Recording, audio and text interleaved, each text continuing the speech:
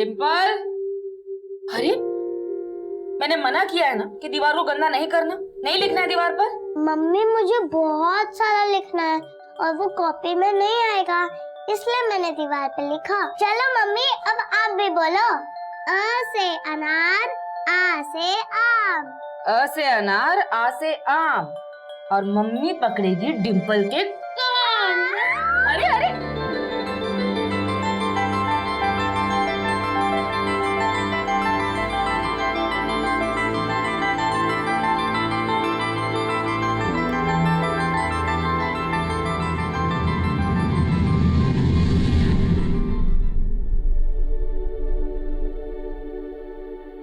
कभी दीवार पे कुछ लिख देती तो कभी छोटी मोटी शरारत करके सबको सताती, और कुछ बोल दो तो रुआसा मुंह बना के सॉरी बोल देती थी। लेकिन अब उसकी सारी शरारत बर्दाश्त कर लेंगे हम। पता नहीं तितली की तरह कहाँ उड़ गए। चिड़िया उड़, बंदर उड़, एरोप्लेन उड़, टीवी उड़। आ गए पापा, आ गए। अब आपको पनिशमेंट मिलेगी। ओके ठीक है, क्या पनिशमेंट देना आपको? अब आपको डांस करना पड़ेगा। डांस? हमें करना और वो भी आपको लेडीज डांस करना पड़ेगा।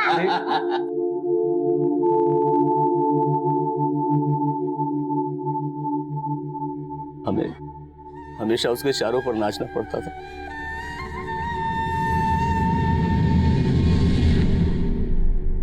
कभी हाथ खींच कर कहती थी पापा पापा मार्केट चलो ना मेरे साथ, और कभी अपने पास बिठा लेती थी, बोलती थी पापा मेरा मनपसंद कार्टून देखो ना।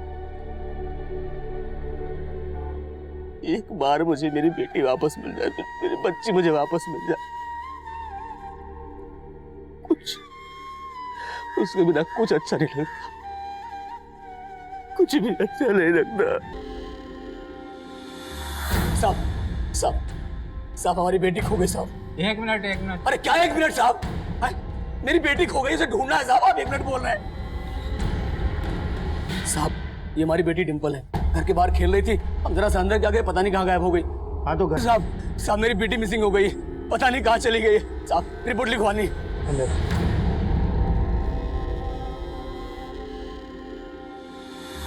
साहब साहब साहब हमारी बेटी खो गई साहब। एक मिनट। अरे क्या 1 मिनट साहब? मेरी बेटी खो गई, उसे ढूंढना है साहब। आप 1 मिनट बोल रहे हैं साहब?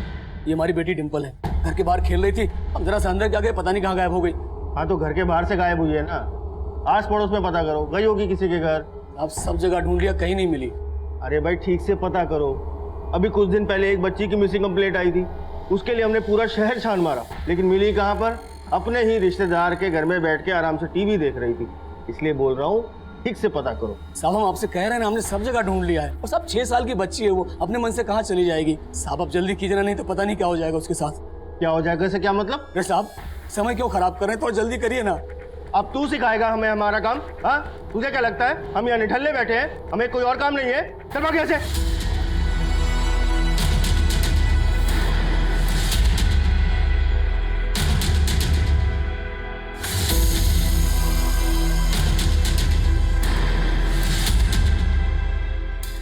बहू, बहू डिंपल का कुछ पता चला? नहीं, आपको मिले? नहीं, मैंने यहाँ सब लोगों से पूछा, किसी को कुछ पता नहीं चल रहा है। हाँ ललित बोल। बाबूजी डिंपल मिली? नहीं बेटा, हमने बहुत जगह देखा पर उसका कहीं पता नहीं चल रहा। तो तूने कंप्लेंट लिखा दी है ना? अरे बाबूजी पुलिस वाले कुछ नहीं करने वाले हैं, कंप्लेन तक तो लिख नहीं रहे हमारी। ठीक है, तू वापस आ जा।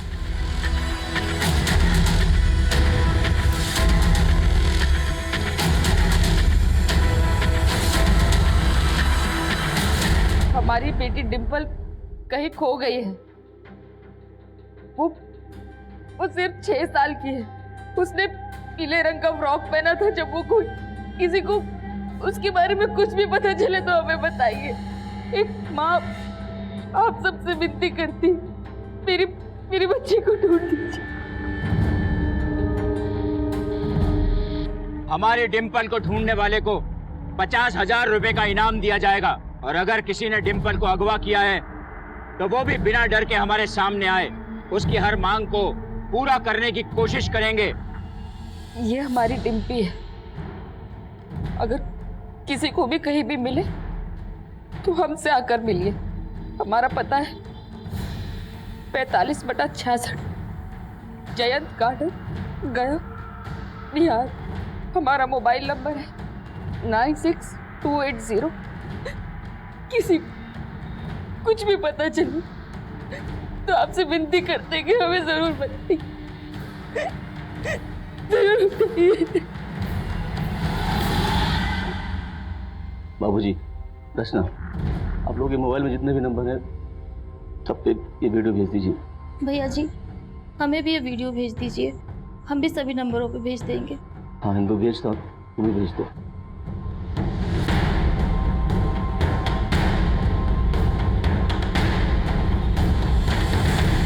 प्रशासन, पुलिस प्रशासन, पुलिस प्रशासन। डिंपल का वीडियो सोशल मीडिया पर वायरल होते ही पूरा कस्बा उनके परिवार के साथ खड़ा हो गया है और डिंपल के परिवार वाले पुलिस पर आरोप लगा रहे हैं कि पुलिस ने अभी तक डिंपल मिसिंग केस में कोई FIR नहीं लिखी है। अरे जल्दी हाथ चलाना, फटाफट लेके यहाँ पर, वरना सबके सब सस्पेंड हो जाएंगे। और हाँ, तू सुन, बाहर जा और बच्ची के बाप को अंदर लेकर आ, और ध्यान से सुनना, किसी और को अंदर आने मत देना, ठीक है? चल जा फटाफट। पुलिस प्रशासन, पुलिस प्रशासन, पुलिस प्रशासन। रुको रुको रुको, आपको साहब ने बुलाया अंदर। रुको, सिर्फ ये जाएंगे। अरे ललित जी, क्या है ये सब? हमने आपको बोला था ना, हम आपकी बेटी को ढूंढ रहे हैं, तो फिर ये बखेड़ा खड़ा करने की जरूरत क्या है? अगर आपने डिंपल को ढूंढा होता तो हमें सब करने की जरूरत नहीं पड़ती, और अगर ढूंढा है तो बताइए कहाँ है डिंपल? देख भाई, हाथ पे सरसों नहीं उगती है। हमने तुम्हारी FIR लिख ली, अब जैसे ही तुम्हारी बेटी मिलेगी हम तुम्हें इन्फॉर्म कर देंगे। अब ये राय का पहाड़ मत बनाओ। तुम्हें क्या लगता है ये सब करने से तुम्हारी बेटी मिल जाएगी? अगर आपकी अपनी बेटी खुदी तभी आप ये कहते। जब तक डिंपल नहीं मिल जाती हम यहाँ से हटने वाले नहीं हैं।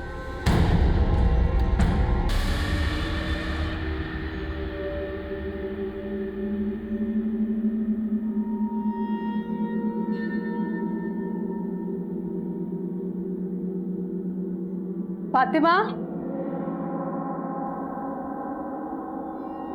फातिमा, कहाँ चली गई ये लड़की?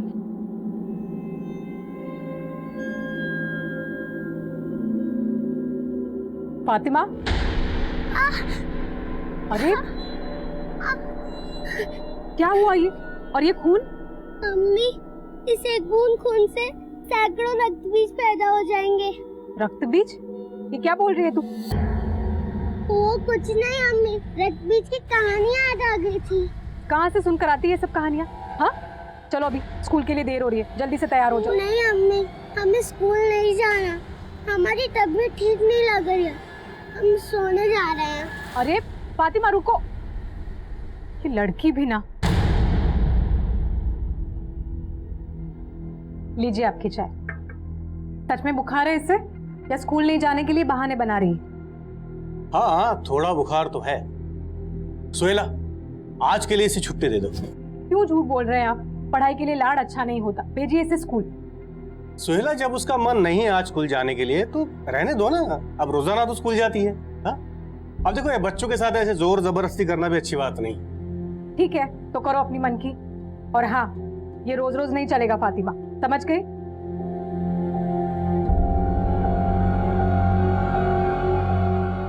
बेटा, तुम इतने चुपचाप क्यों? हाँ? अच्छा, तो स्कूल में किसी के साथ तुमने आज झगड़ा किया होगा, इसीलिए आज स्कूल नहीं गई।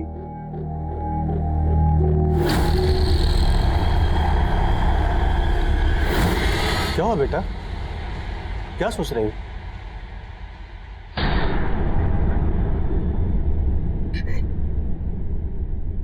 अरे क्या निकम्मी पुलिस है बाबूजी, कान पर जू तो नहीं रह रही। समझ में नहीं आता है क्या करूं।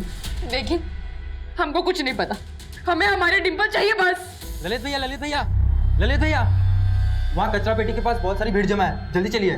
क्या?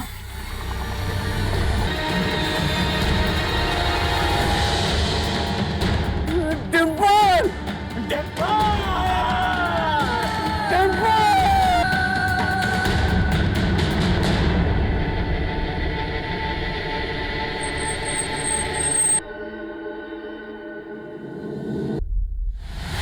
तुम्हारी वजह से हमारी डिंपल बची गई। संभाल संभाल के औकात में अपने। क्या जवान संभाल के, सब तुम्हारी गलती है। समय होते हुए ढूंढा दूर, डिंपल के साथ ऐसा नहीं होता। मारो इनको, मारो इनको, मारो इनको, मारो इनको,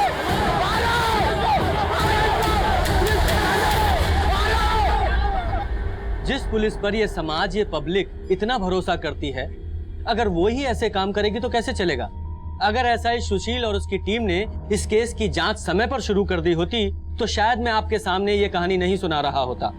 सुशील की लापरवाही की वजह से इस केस को मीडिया ने इतना कवरेज दिया कि पुलिस पर ही हजारों प्रश्न खड़े हो गए और फिर उसके बाद एसआई सुशील को सस्पेंड कर दिया गया और फिर मेरी अगुवाई में एक एसआईटी यानी कि स्पेशल इन्वेस्टिगेशन टीम का गठन हुआ।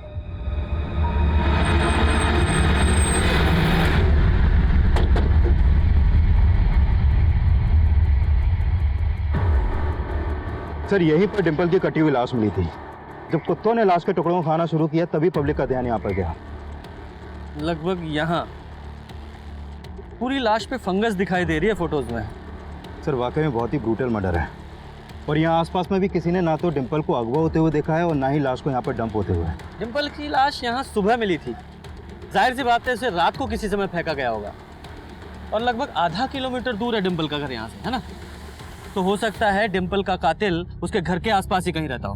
पर सर, जिन सर्कमस्टेंसेस में ये केस सामने आया है, डिंपल की फैमिली से पूछा तक नहीं किया था कि उनको किस पे शक है। मालूम है उनका भरोसा जीतना मुश्किल है, लेकिन उसके लिए उनको घाव देने वाले को पकड़ना होगा और साथ ही साथ उनके घावों पे मरहम भी लगाना होगा। मैं डिंपल के घर वालों से मिलकर आता हूँ और तब तक तुम देखो पोस्टमार्टम का क्या स्टेटस है। Okay sir.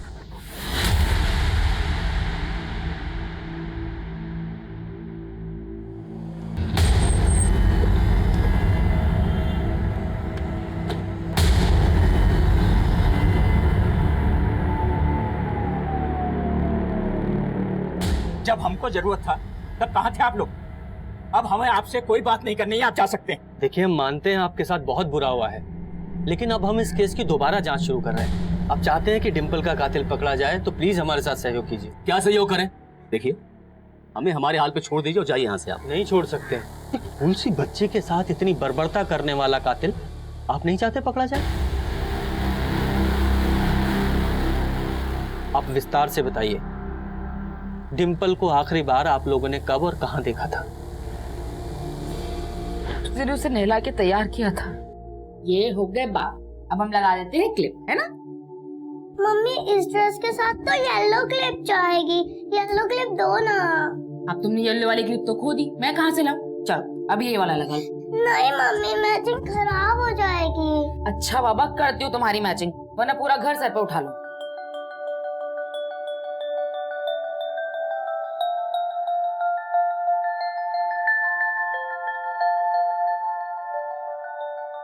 ये देखो, ये हो गई तुम्हारी येलो क्लिप तैयार। खुश? लाओ। मम्मी, आप तो बहुत स्मार्ट हो, पर अभी पापा के शर्ट का क्या होगा? मेरी माँ, तुम अपनी फिक्र करो। हमका क्या फिक्र, हम तो चले खेलने। ये बोल आराम से।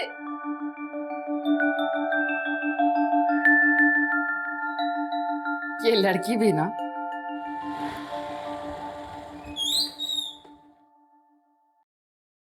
डिंपल कब से खेल रही हो? अरे पापा, बस 2 मिनट में आई। चलो फटाफट अंदर आ जाओ, आ जाओ, शाम हो रही है।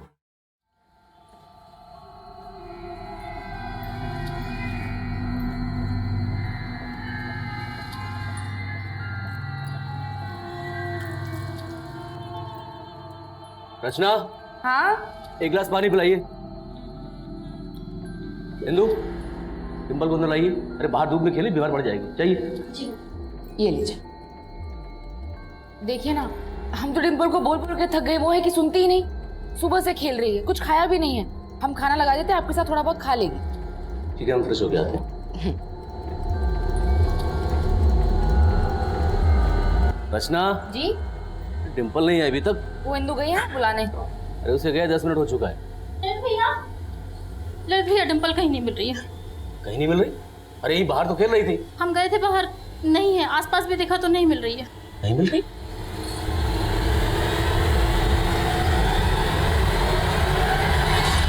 तो आपकी मेड इंदु ने सबसे पहले आपको डिम्पल के गायब होने के बारे में बताया। कहाँ है ये इंदु? अपने घर पे होगी, सुबह और शाम काम पे आती है। डिम्पल को इतनी बेरहमी से कौन मार सकता है? किसी पे शक है आपको? अवधेश। कौन है अवधेश? हमारा साला, रचना की बुआ का लड़का। दरअसल सर, रचना बचपन से अपनी बुआ के यहाँ रही है और हम दोनों की लव मैरिज थी, तो इस बात से अवधेश बहुत खफा था। ये रहता है पास में, आते जाते निगाह मिल जाती है उससे। लेकिन 7 महीने पहले जब रचना प्रेग्नेंट थी। क्या बात है? छोड़ दिया क्या ने? तमीज से बात करो अवधेश। ओह, तमीज से। अपनी तमीज देखी है? साला जिस थाली में खाया उसी में छेद कर दिया। यहाँ रास्ते पर तमाशा मत करो, समझे? तमाशा कर रहा हूँ मैं। क्या हुआ? क्या अवधेश? कुछ नहीं, बस दीदी को मुबारकबाद दे रहे हैं बच्चा होने की। इस बार मुर्दा पैदा हो।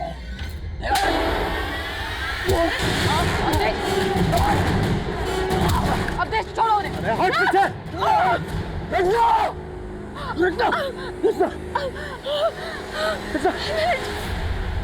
अवधेश की वजह से हमारा दूसरा बच्चा भी, और अब डिम्पल।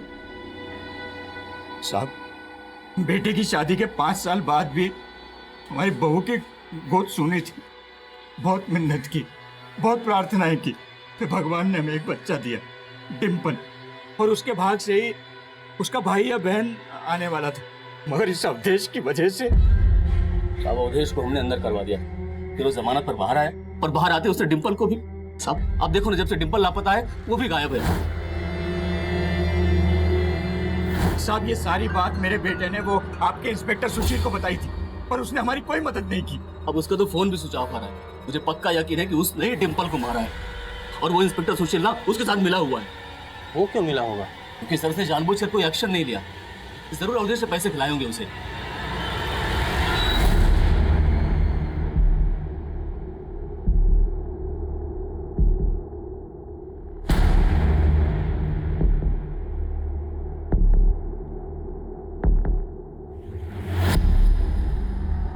जब मैंने चेक किया, अवधेश के घर में काफी दिनों से ताला लगा है और उसका फोन भी बंद आ रहा है। और डिम्पल के घर वालों का कहना है कि एसआई सुशील ने इस अवधेश को बचाने की कोशिश की थी। सर, मैं एक काम करता हूँ, पता करता हूँ कि अवधेश और इस एसआई सुशील के बीच में क्या कनेक्शन है। वैसे मैंने अवधेश का फोन नंबर और उसके फोन का IMEI नंबर सर्विलेंस पे डलवा दिया है। गुड। डिम्पल के फादर ललित का कहना है कि उन्होंने डिम्पल को घर के बाहर खेलते हुए देखा था, और जब उन्होंने अपनी मेड इंदु से कहा कि वो डिम्पल को घर के अंदर ले आए, तो मेड ने तुरंत आकर कहा कि वो खो गई है। मतलब उसका कहना है कि डिम्पल सिर्फ चंद मिनटों में घर के बाहर से गायब हो गई। यही बात खटक रही है। इस इंदु को भी समझना पड़ेगा। आने बुलाओ सर। फातिमा, फातिमा बेटा, उठ जाओ बेटा। फातिमा, 2 बज गए, चलो उठो बेटा। फातिमा, फातिमा बेटा, क्या हुआ बताओ? देखो बेटा, डरो मत। आपके साथ किसी ने कुछ गलत किया है? कौन है बेटा, बताओ। रक्त बीज। रक्त बीज?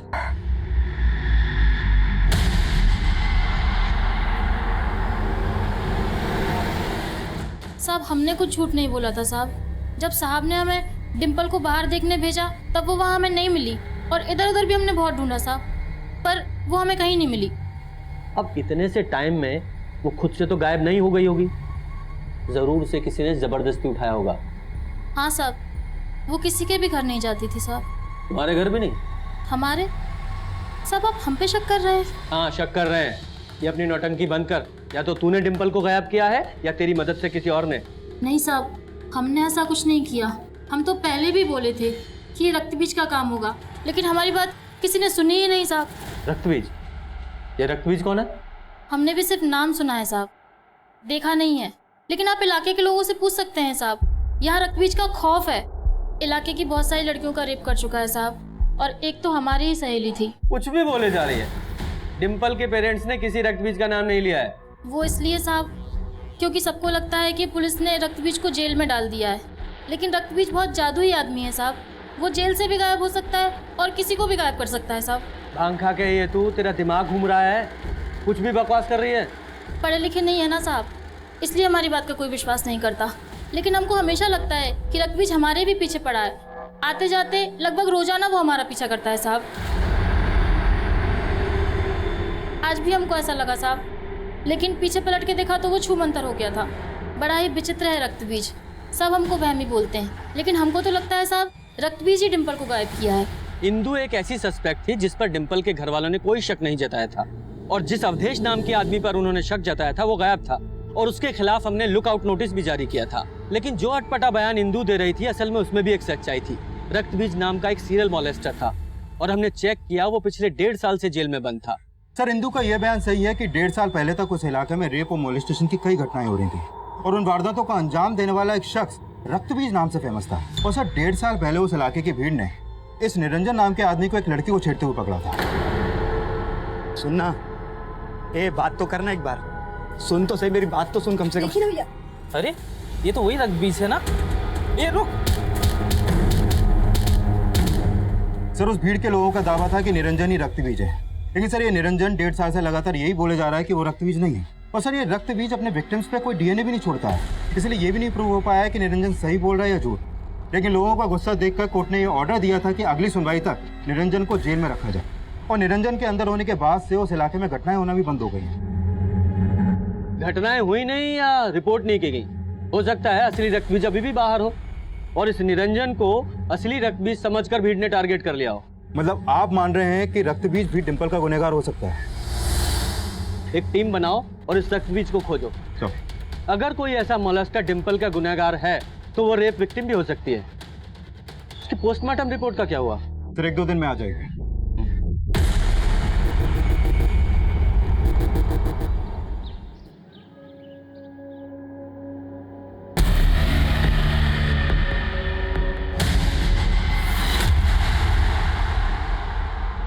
सुष्मिता बार बार पीछे क्यों दिख रही है? कुछ नहीं बात कर।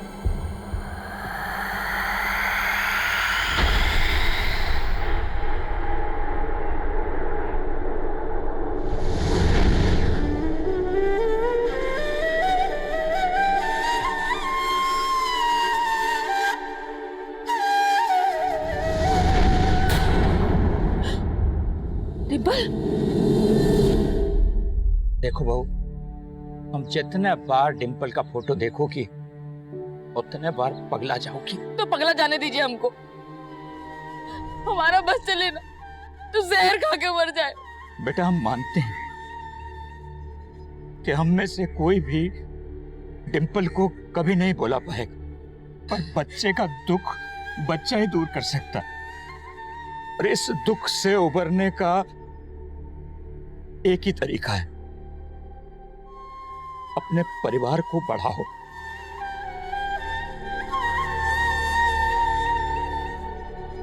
बेटा, हमारी जिंदगी तो कट गई, पर तुम दोनों बिना संतान के अपना बुढ़ापा कैसे काटोगे?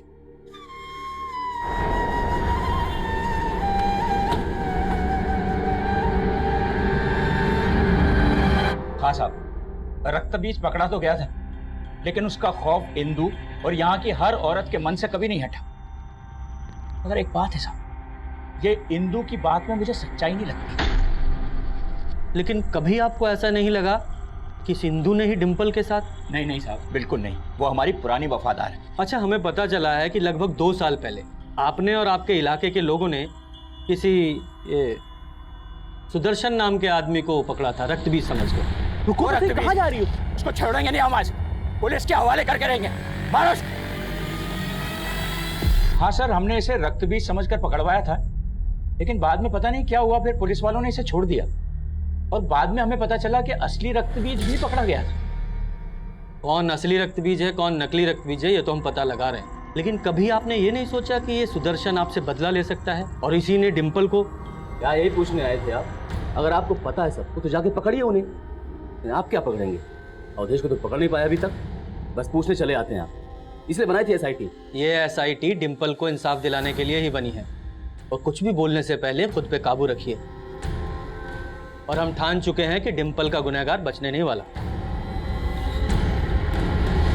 सुष्मिता, हम जरा आते हैं, ये दरवाजा बंद कर लेना। हाँ माँ, कर लूंगी।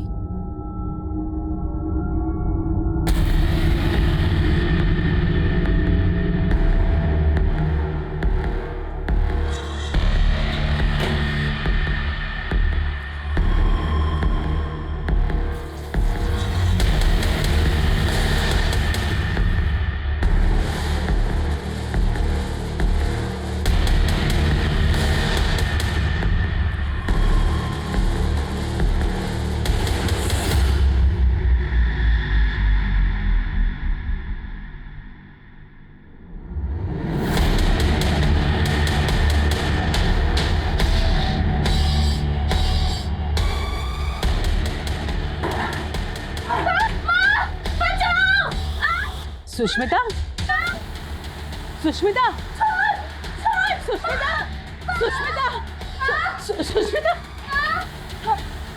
सुष्मिता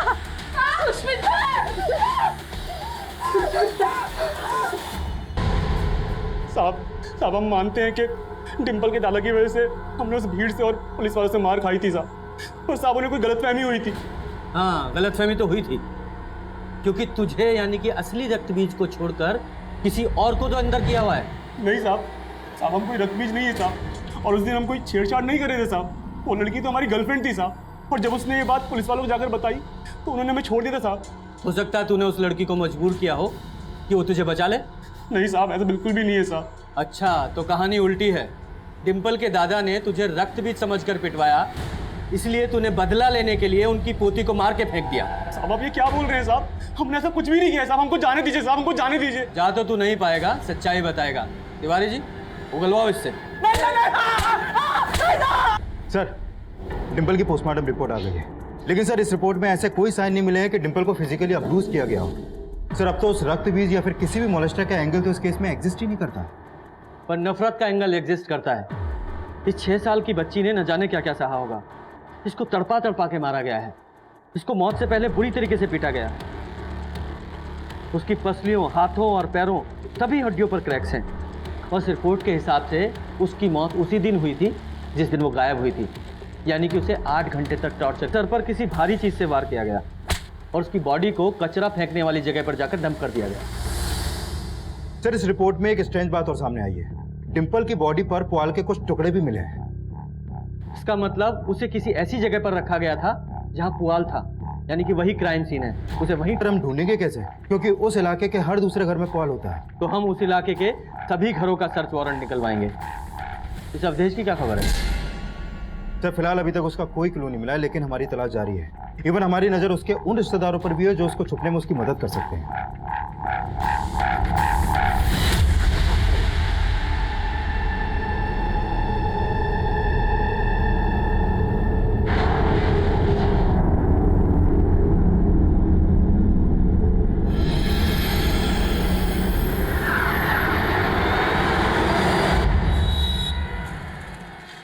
सुष्मिता उठो बेटा, सुबह सुबह। सर कल रात इस आदमी ने एक औरत को यहाँ पर ये पुआल फेंकते हुए देखा था। पुआल पर खून के निशान भी हैं। ये देखिए सर। उस औरत को पहचानते हो? नहीं साहब, हम दूरी पे थे और अंधेरा था तो औरत को नहीं पहचान सके। सर डिंपल की बॉडी पर भी ठीक इसी तरीके। डिंपल की बॉडी 1 हफ्ते पहले डंप की गई थी और इस आदमी ने उस औरत को कल रात को ये पुआल फेंकते हुए देखा।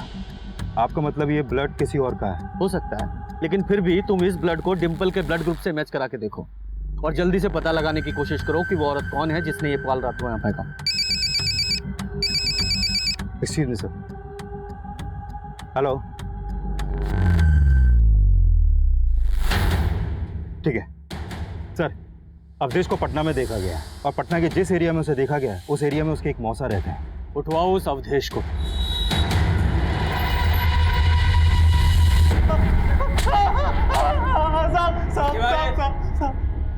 मानते हम ललित और रत्ना से नफरत करते थे, लेकिन ना तो उसके पेट में पल रहे बच्चे को मारना चाहते थे और ना ही डिंपल को कुछ किया है साहब हमने।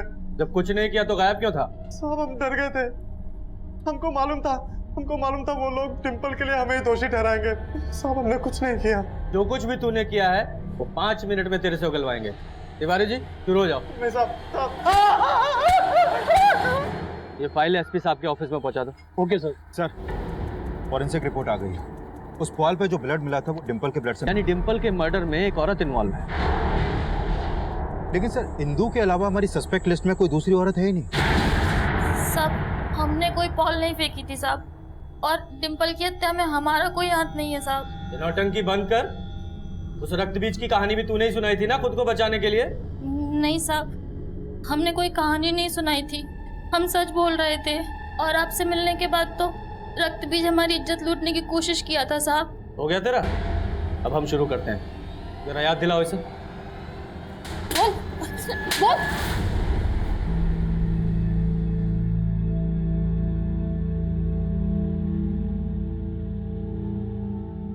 रचना, कुछ खा लो। हमको नहीं खाना।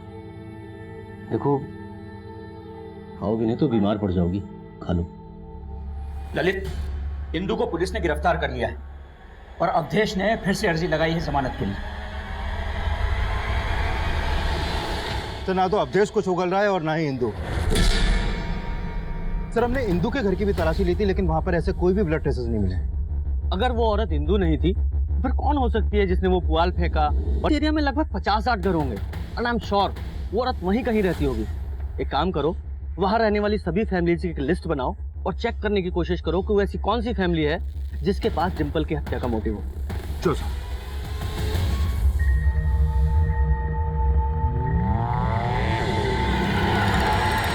चलो, उस एरिया में ये विनीता नाम की एक विधवा औरत रहती है जिसका डिंपल के परिवार से रिश्ता है। क्या रिश्ता है? सर, ये विनीता डिंपल के दादा विश्वनाथ की भतीजी है और पिछले 2 सालों से इन दोनों परिवारों के बीच में बोलचाल बंद है। लेकिन सर, हैरानी की बात तो यह है कि विनीता की एक बेटी थी सुष्मिता, जो रक्तबीज की विक्टिम थी। सर, एक्चुअली 2 साल पहले सुष्मिता का रेप हुआ था, जिसके बाद इसने सुसाइड कर लिया था और तभी से इन दोनों परिवारों के बीच में बोलचाल बंद है। ये सुष्मिता तो विक्टिम थी ना रक्तबीज की, फिर इसकी माँ ने डिंपल के परिवार से बोलचाल क्यों बंद कर दी थी? हाँ सर, सुष्मिता उस रक्त बीज के खौफ में जी रही थी और इसीलिए विनीता सुष्मिता की शादी 16 बरस की उम्र में ही करा देना चाहती थी। मेरे ललित ने इस बात का विरोध किया था। दीदी, कैसी बात कर रही हैं आप? नाबालिग है अभी, आप ही किसकी शादी के बारे में सोच रही हैं? हम भी ये नहीं चाहते, पर हमारी बच्ची यहाँ सुरक्षित नहीं है। कल को उस रक्त बीज ने कोई ऊंच नीच कर दी तो कोई इसका हाथ नहीं थामेगा। दीदी, सुष्मिता 16 साल की है बस, और इस उम्र में शादी करना गैर कानूनी होता है, पता है आपको? जेल भी हो सकती है। सर, हमने तो अच्छे के लिए सलाह दी थी, लेकिन फिर उस रक्तबीज ने सुष्मिता का रेप कर दिया। उसके बाद उसने आत्महत्या कर ली और दीदी को लगा कि हमने उनकी बेटी को छीन लिया है। तुम्हारी वजह से मेरी बच्ची को मैंने खो दिया। इसने उस दिन मेरी बच्ची को शादी करने से नहीं रोका होता तो मेरी बच्ची जिंदा तो होती। तो हमसे इतना नाराज हो गई थी कि बातचीत तो क्या, हमें राखी बांधना तक छोड़ दिया।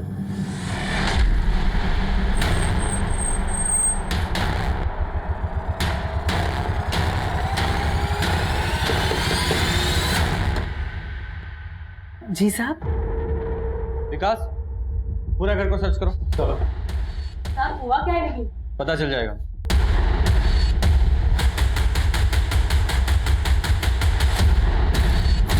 हाँ, ललित को हमारी बच्ची सुष्मिता की मौत का जिम्मेदार मानते हैं, लेकिन अगर हमें मारना होता तो उस दरिंदे रक्तबीज का खून करते। उस ललित की बच्ची से हमारा कोई लेना नहीं था।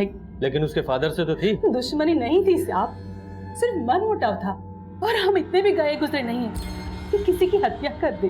सर, कुछ भी सस्पिशियस नहीं है। लेकिन इस केस में हम विनीता को क्लीन चिट नहीं दे सकते। लेकिन सर, अगर हमारी सस्पेक्ट लिस्ट में विनीता है तो इंदु के उस बयान में भी सच्चाई हो सकती है कि कुछ दिन पहले रक्तबीज ने उसको मोलेस्ट करने की कोशिश की थी। इस केस में रक्तबीज का नाम बार बार उठ रहा है। कौन है ये रक्तबीज? ये निरंजन जो पिछले 1.5 साल से जेल में बंद है, या वो सुदर्शन, या फिर कोई और जो अपनी पहचान बदलकर बाहर घूम रहा है? लेकिन सर, डिंपल को तो मोलेस्ट नहीं किया गया, रक्तबीज को उसके मर्डर से कैसे जोड़ सकते हैं? अब कोई क्रिमिनल कब, क्यों, कहां और कैसे क्राइम करेगा, इस बात का अंदाजा नहीं लगाया जा सकता। लेकिन सर, इस समय रक्तबीज को ढूंढना अंधेरे में तीर चलाने से कम नहीं है, क्योंकि इस वक्त हमारे पास ऐसा कोई क्लू नहीं है जिसको लेकर हम उसकी तलाश शुरू कर सकें। विकास, एक काम करो, ये रक्तबीज के जितने भी विक्टिम्स हैं ना, उन सबकी डिटेल्स निकालो, हो सकता है कोई लीड मिले। Sure sir. सर, 1.5 साल पहले निरंजन की गिरफ्तारी से पहले तक रक्तबीज के खिलाफ कुल 27 केस दर्ज हुए थे, जिसमें से ये सुष्मिता एक लौती लड़की थी जिसने सुसाइड किया था। और सर, ये फातिमा, 7 साल पहले फातिमा की मां ने सबसे पहले रक्तबीज के खिलाफ केस दर्ज किया था। तो सबसे पहले इस फातिमा और उसकी फैमिली से जाके मिलते हैं।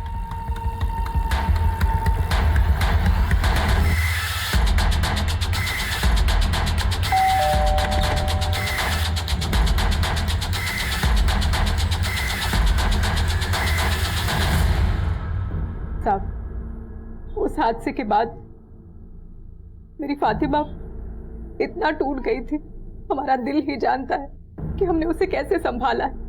सिर्फ 9 साल की उम्र में ही इसके साथ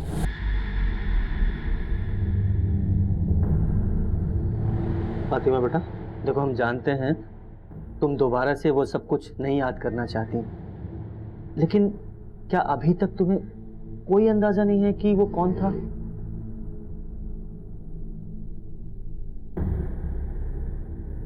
हो सकता है वो तुम्हारे आसपास का ही कोई हो।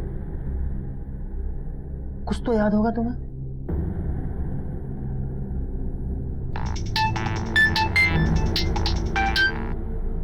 हाँ गुप्ता जी बोलो। सर, जिस एरिया में वो पुआल मिली थी उस एरिया में एक मुजाहिब नाम का आदमी रहता है और पता चला है कि उस मुजाहिब का डिंपल के दादा से कोई पुराना कनेक्शन है। कैसा कनेक्शन? सर हमारा ब्याज का धंधा है। हमने मुजाहिब को 1 लाख रुपया दिया था ब्याज पर। और उसने वो पैसा आपको वापस लौटाया? लौटाया, थोड़ी देर की पर लौटाया, सूद समेत उसने लौटा दिया। हाँ गुप्ता जी बोलो। सर, मैंने इस मुजाहिब के बारे में पता किया। वो उस इलाके में अपनी बीवी के साथ रहता है। सर, मुजाहिब की बीवी वसीम की कजन है। लेकिन इन सब का डिंपल मर्डर केस से क्या लेने देना है? हाँ गुप्ता जी बोलो। सर, मैंने इस मुजाहिब के बारे में पता किया। वो उस इलाके में अपनी बीवी के साथ रहता है। सर, मुजाहिब की बीवी वसीम की कजन है। ये वसीम कौन है? सर, ये वसीम फातिमा का फादर है जो रक्त बीज की पहली विक्टिम थी। सर, ये वसीम और मुजाहिब जीजा साले हैं। लेकिन इन सब का डिंपल मर्डर केस से क्या लेने देना है?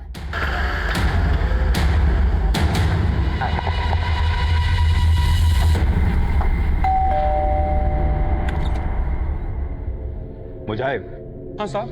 तुम्हारे घर का सर्च वारंट है हमारे पास। Search warrant? पूरा घर सर्च करो। ले लो, कमरे में चेक करो।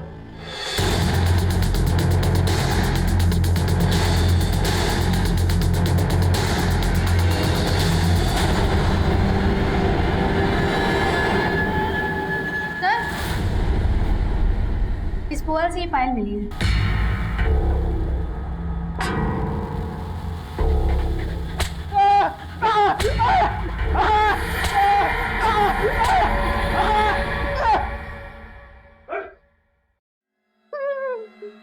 तेरे घर से जो पायल मिली थी वो डिंपल की पे जो खून लगा हुआ था वो भी डिंपल का ही था।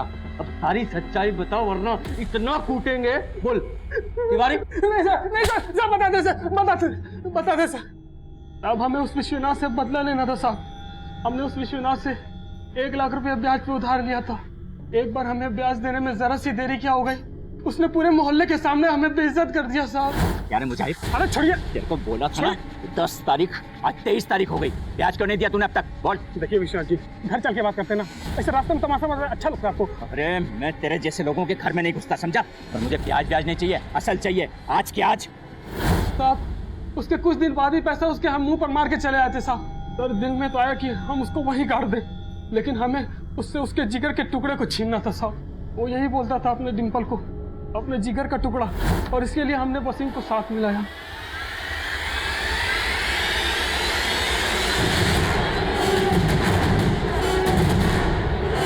लेकिन अगले दिन देखा डिंपल के खून के धब्बे पुआल और घर में रह गए थे, इसीलिए हमने उस पुआल को देर से जला के फेंकने की कोशिश की थी सर।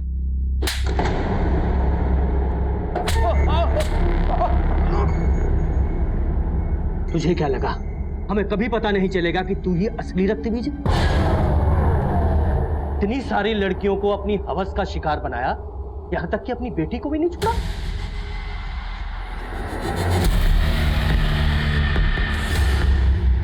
और इतने सालों तक अपनी बीवी को भी डरा धमका के रखा ताकि वो तेरी इस नीचता के बारे में किसी को बता ना सके। और वो तेरा साला मुजाहिब, वो तेरे बारे में सब कुछ जानता था, इसलिए उसके ब्लैकमेल करने पर तूने डिंपल को अगवा करने में उसका साथ दिया। तेरे जैसा नीच और कुकर्मी इंसान इस पूरी दुनिया में नहीं मिलेगा।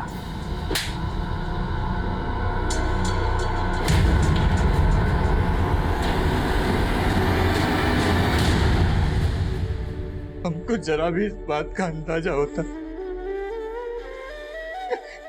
कि वो हमारी बात का इतना बुरा लगा लेगा। हम उससे सूद तो क्या, असल भी कभी नहीं मांगते।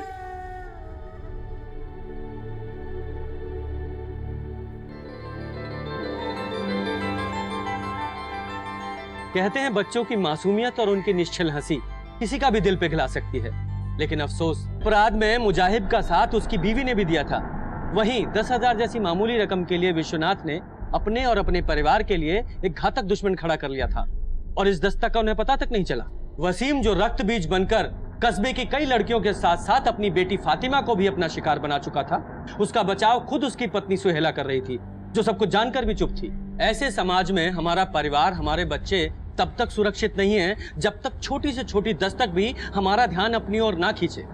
आज के लिए बस इतना ही। देखते रहिए क्राइम पेट्रोल दस्तक, क्योंकि मकसद बताना नहीं, बचाना है। जय हिंद।